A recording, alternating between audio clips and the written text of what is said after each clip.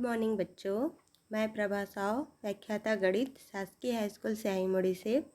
आज हम कक्षा 10वीं विषय गणित के अंतर्गत इकाई 7 अध्याय 15 ठोस आकृतियों का पृष्ठीय क्षेत्रफल एवं आयतन से भाग 3 का अध्ययन करेंगे। पिछले भाग में हमने घन, घनाभ, बेलन, शंकु जैसे त्रिविमीय आकृतियों का मापन करना सीखा था।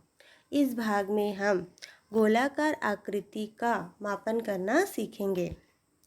गोलाकार आकृति क्या होती है? गोलाकार आकृति से क्या तात्पर्य है? किस प्रकार की आकृति को हम गोला कह सकते हैं?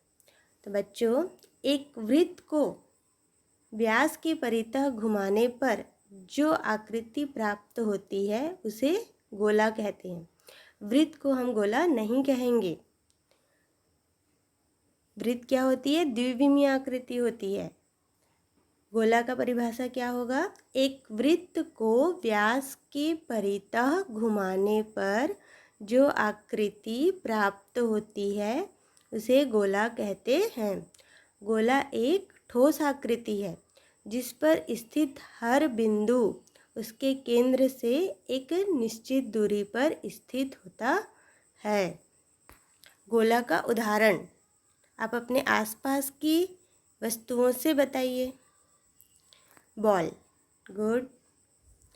साइकिल की छड़, यह सब आकृति गोलाकार आकृति होती है।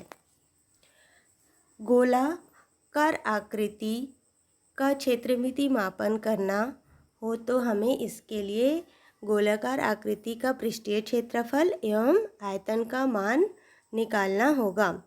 जब हमें गोले का पृष्ठीय क्षेत्रफल व आयतन का मान ज्ञात होगा तब भी हम गोले का सही मापन कर सकते हैं, जिसके लिए हमें इसके पृष्ठीय क्षेत्रफल और आयतन का सूत्र मालूम होना चाहिए। तो इसका सूत्र क्या है? पहला, गोले का पृष्ठीय क्षेत्रफल बराबर 4 पाई आर स्क्वायर वर्ग इकाई होता है।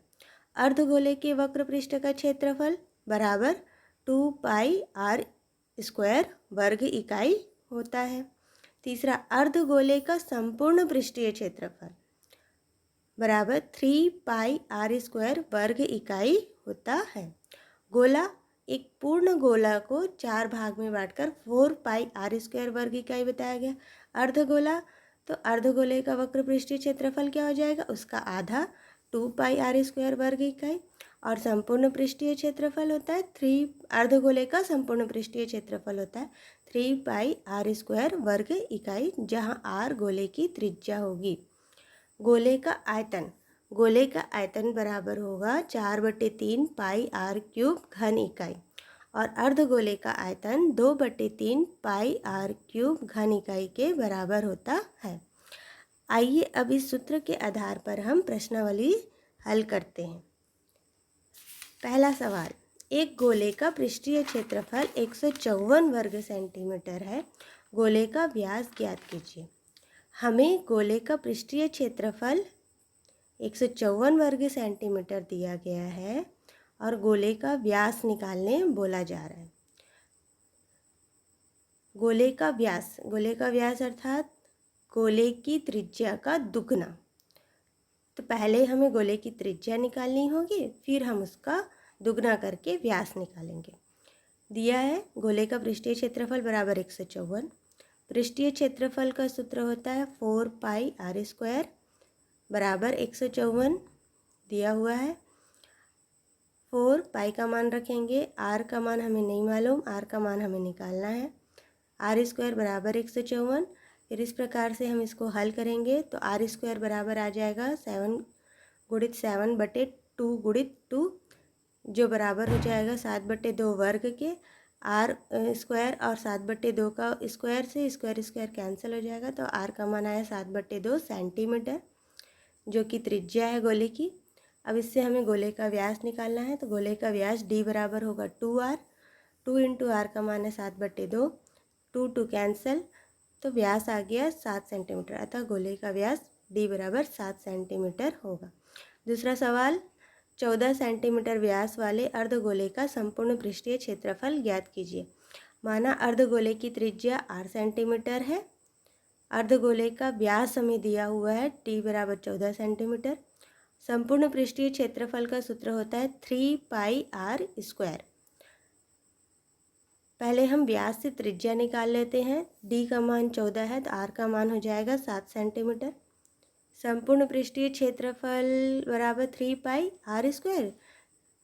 3 पाई की वैल्यू होती है 22/7 इंटू r की वैल्यू आई है 7, तो हम 7 का वर्ग कर देंगे। इसमें से इसको हल करेंगे तो आएगा 462 वर्ग सेंटीमीटर। क्षेत्रफल हमेशा वर्ग इकाई में होती है। दूसरा सवाल हल करते हैं। 2 सेंटीमीटर त्रिज्या वाली 64 गोलियों को पिघलाकर एक बड़ा गोला बनाया गया है। बड़े गोले की त्रिज्या ज्ञात कीजिए। माना बड़े गोले की त्रिज्या 8 सेंटीमीटर।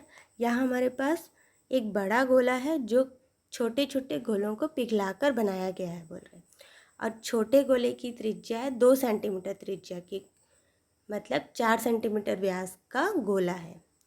तो हम पहले मान लेते हैं बड़े गोले की त्रिज्या 8 सेंटीमीटर, छोटे गोले की त्रिज्या स्मॉल 8 सेंटीमीटर।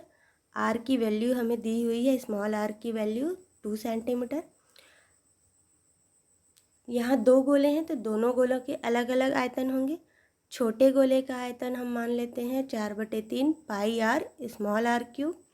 बड़े गोले का आयतन बराबर 4/3 पाई कैपिटल आर का क्यूब। प्रश्न हमें बोल रहा है कि बड़ा गोला छोटे गोलों को पिघला कर बनाया गया है, और कितने गोलों को? 64 गोलों को। तो अतः बड़े गोले का आयतन बराबर हो जाएगा 64 गुणित छोटे छोटे गोले के आयतन के। तो बड़े गोले का आयतन की जगह हम मान भर देंगे 4/3 पाई कैपिटल आर क्यूब बराबर 64 गुणित छोटे गोले का आयतन की वैल्यू रख देंगे 4/3 पाई आर क्यूब। दोनों तरफ से 4/3 और पाई कैंसिल हो जाएगा। कैपिटल आर क्यूब बराबर 64 इंटू स्मॉल आर की वैल्यू हमको दी हुई है 2 सेंटीमीटर, वो हम भर देंगे तो 2 की घात 3 आ जाएगा। 2 की घात 3 बराबर होता है 8। 64 गुणित 8 आर क्यूब बराबर हम लिखेंगे 64, 8 का वर्ग होता है गुणित 8। इस प्रकार से आ जाएगा 8 की घात 3, दोनों तरफ से घात 3 कैंसिल हो जाएगा तो आर की वैल्यू आ जाएगी 8। अतः बड़े गोले की त्रिज्या 8 सेंटीमीटर होगी। इस प्रकार से प्रश्नावली के 3 सवाल हमने देखा, और तीनों सवालों से हमें पता चल रहा है कि जब हमें सूत्र मालूम हो पृष्ठीय क्षेत्रफल आयतन का, तो हम आसानी से प्रश्नावली के सवाल हल कर सकते हैं। सो प्लीज़ बच्चों, आप सभी सूत्र बहुत अच्छे से याद करें। Thank you.